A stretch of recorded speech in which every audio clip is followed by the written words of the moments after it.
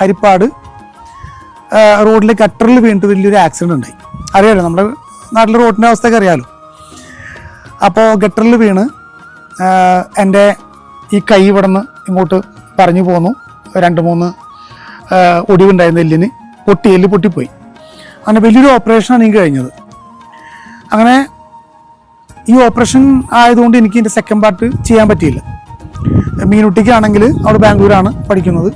നല്ല തിരക്കുള്ള ഒരു അവസരമാണ്. കാരണം അവൾക്ക് ഡാൻസ് പ്രാക്ടീസ് ചെയ്യാനും പുറത്ത് പ്രോഗ്രാമിന് പോകാനൊക്കെ ആയിട്ടുള്ള തിരക്കും കാര്യങ്ങളും. അപ്പോൾ അവൾ ട്രെയിൻ ബുക്ക് ചെയ്തിട്ടുണ്ടായിരുന്നു. അവൾ ട്രെയിൻ ബുക്ക് ചെയ്തിട്ടുണ്ടായിരുന്നു. ഞാൻ നോക്കുമ്പോൾ ഇവിടെ 8-ാം തീയതി തിരിച്ച് ബാംഗ്ലൂർക്ക് പോകും.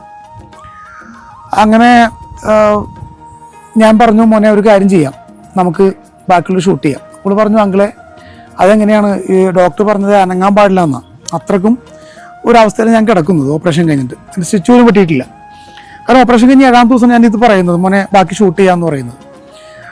പക്ഷേ അവരെല്ലാവരും പറഞ്ഞിട്ട് ഞാൻ സമ്മതിച്ചില്ല. അങ്ങനെ ഗോപൻ ചേട്ടൻ നമ്മളെ കാർ എടുത്തു, മത്സരനെ വിളിച്ചു. മത്സരൻ്റെ വീട്ടിൽ പോയി. ഞാൻ ഈ ഇടത് കൈ വെച്ച് ആദ്യമായിട്ടാണ് ഇടത് കൈ വെച്ച് ഷൂട്ട് ചെയ്യുന്നത്.